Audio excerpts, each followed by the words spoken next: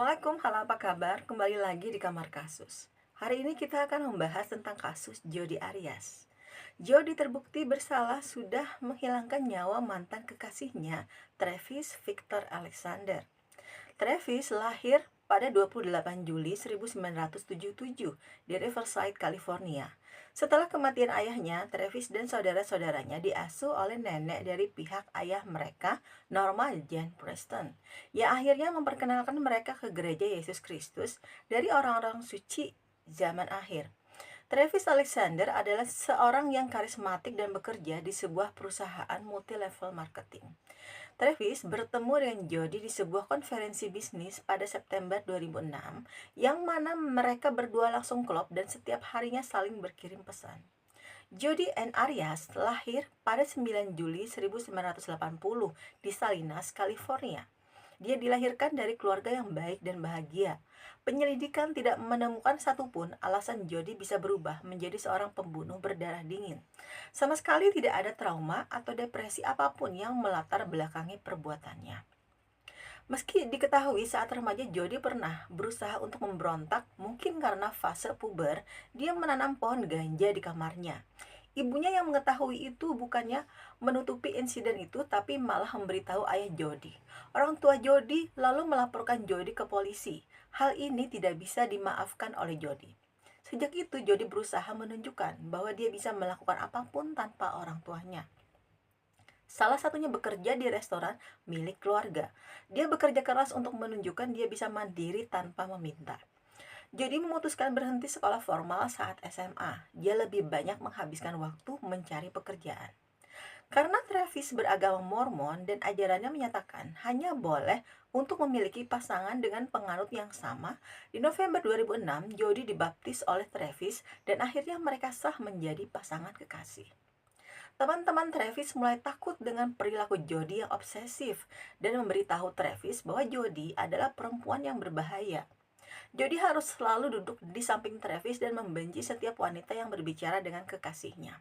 Dia juga mengecek ponsel dan sosial media Travis. Sekali waktu ketika teman-teman Travis tengah menasihati Travis mengenai hubungannya yang tidak sehat, Jodi ternyata berdiri di depan pintu dan menguping dengan tatapan yang mengerikan. Namun sayangnya, kisah kasih mereka hanya dapat bertahan seumur jagung karena di Juni 2007, Travis memutuskan hubungan karena merasa Jodi terlalu posesif. Ini tidak menghentikan langkah Jodi.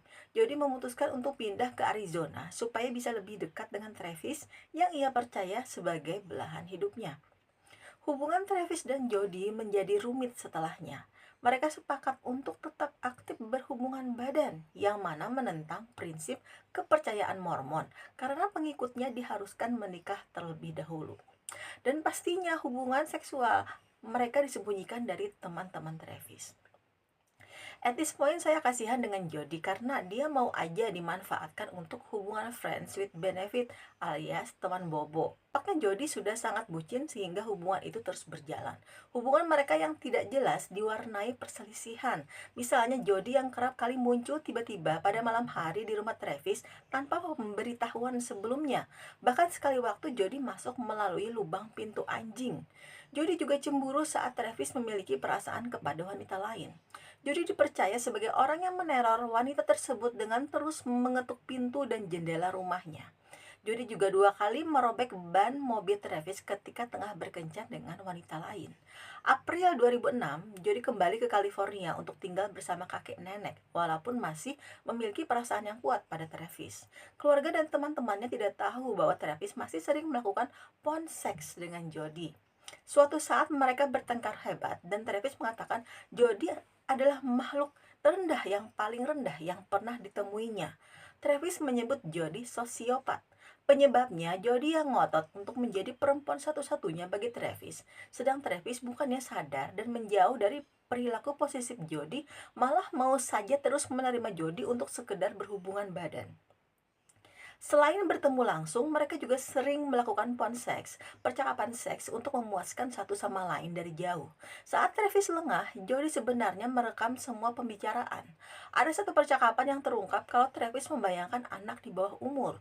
Jodi merasa mempunyai kartu untuk memeras Travis dengan fantasinya mengenai anak-anak.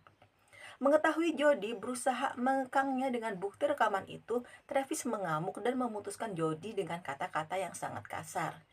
Kalau menurut saya, Travis tidak sebaik yang ditampilkannya. Dia mengaku penganut Mormon yang taat tapi tetap berhubungan badan dengan Jody. Di depan teman-temannya, Travis akan bersikap seperti seseorang yang alim. Untuk mempertahankan image itu, Travis meminta Jody merahasiakan hubungan liarnya dengan Jody.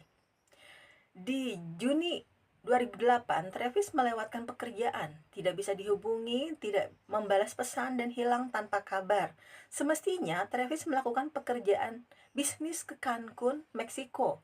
Diketahui semestinya Travis akan bepergian dengan pacar barunya, Mimi Hall. Tapi Travis kemudian diketahui tidak ada kabarnya. Beberapa hari setelahnya, yaitu 9 Juni 2008, teman-temannya memutuskan untuk mencari Travis ke rumahnya. Selesai membuka pintu yang dikunci, mereka menemukan lantai rumah Travis yang penuh dengan darah. Berlanjut ke area kamar mandi, tempat tubuh Travis ditemukan tidak bernyawa. Ahli investigasi menemukan adanya 27 kali tusukan pada tubuh Travis dan sebuah tembakan yang mendarat di kepalanya. Tenggorokannya pun sobek, meninggalkan trakeanya putus serta pembuluh darah yang rusak. Dan siapa yang disebut teman-temannya ketika ditanya polisi sebagai orang yang mencurigakan yang sekiranya memungkinkan sebagai pelaku pembunuhan? Siapa lagi kalau bukan Jody Arias? Jody yang dihubungi polisi terdengar kaget akan kematian Travis dan mengatakan bahwa sudah lama dia tidak bertemu dengan Travis.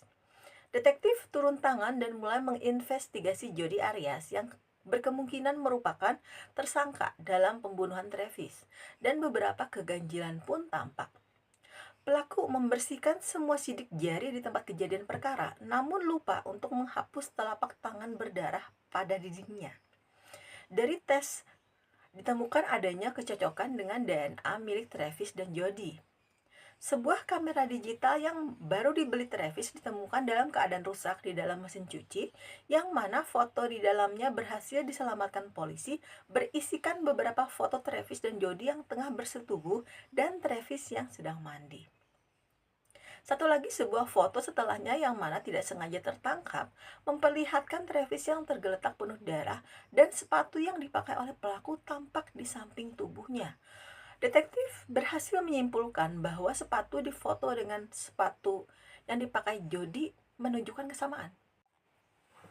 2 Juni, polisi menemukan bahwa Jody yang mengubah warna rambutnya dari pirang ke coklat menyewa kendaraan dari California. Selesai mengisi penuh beberapa galon bensin, Jody lalu menempuh perjalanan jauh menuju Arizona dan menghabisi nyawa Travis, lalu meninggalkan lokasi menuju Utah untuk bertemu kekasih barunya Ryan sebagai alibi. Ryan dan teman-temannya menyadari keanehan dari Jody, terutama cara berpakaiannya yang berlengan panjang dan tertutup. Padahal hari itu cuaca sangat panas. Jody juga memiliki sayatan di tangannya dan beralasan kalau luka tersebut didapatnya ketika bekerja di restoran pizza di California. Dari hasil penyelidikan, restoran tersebut tidak pernah ada. Jody pun kembali ke California pada 7 Juni dan mengembalikan kendaraan yang disewanya dalam keadaan hilang karpet dan penuh noda Kool-Aid pada kursinya. Sayangnya, mobil sudah dicuci bersih sebelum dilakukan investigasi oleh detektif. Polisi juga menemukan data baru di mana pada 28 Mei kakek nenek Jody melaporkan pada polisi bahwa rumahnya baru saja dirampok dan barang yang dicuri sebuah pistol kaliber 25 sama dengan yang digunakan pelaku untuk membunuh Travis. Jody pun ditangkap di rumah kakek neneknya pada 15 Juli 2008 atas tuduhan pembunuhan tingkat pertama. Kesimpulan penyelidikan adalah Jody marah saat mengetahui Travis akan pergi dinas luar kota dengan Mimi Hall, kekasih barunya, bukan dengan Jody. Jadi Jody sudah sangat yakin Travis akan mengajaknya, bukan Mimi, karena Mimi gadis Mormon yang taat sehingga tidak akan mau berhubungan badan dengan Travis. Tapi ternyata Travis memesan 2 kamar terpisah supaya bisa mengajak Mimi. Hal ini membuat Jody murka.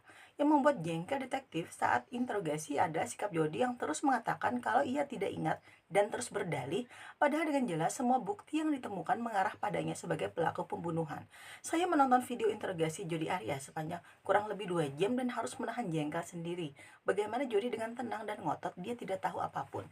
Dia bicara dengan suara yang manis dengan kalimat penuh kepolosan. Dia mempertahankan citranya sebagai gadis alim yang tidak akan mungkin melakukan kejahatan. Di kamera pengawas terekam saat sendirian Jody dengan santai nyanyi-nyanyi. Jody juga ngomong sendiri sempat-sempatnya mikirin kenapa dia nggak make up sebelum ke kantor polisi. Sidang Jody dimulai 12 Desember 2012 dan Jaksa Juan Martinez menuntut hukuman mati padanya. Sidang berlangsung lama hingga 5 tahun lamanya dikarenakan pernyataan Jody yang berusaha memutarbalikan fakta, menyatakan bahwa Travis adalah sosok yang kejam dan memaksanya untuk berhubungan seksual.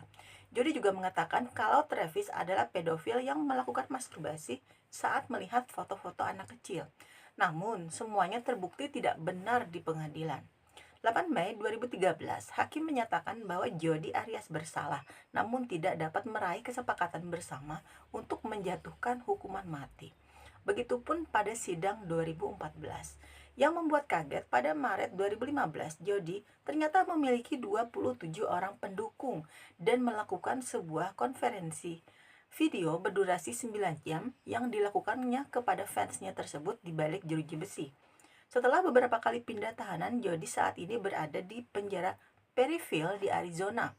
Jody menjual barang hasil karya seninya online dan dana yang terkumpul digunakan untuk membantu pengeluaran keluarganya untuk hadir dalam sidang. Jody pun menjual kacamata yang dipakainya saat sidang seharga lelang dimulai dari $500 atau kurang lebih setara dengan 7 juta rupiah. Segitu aja video hari ini. Terima kasih sudah mendengarkan sampai akhir. Ingat kawan-kawan, tidak ada kejahatan yang sempurna. Bye.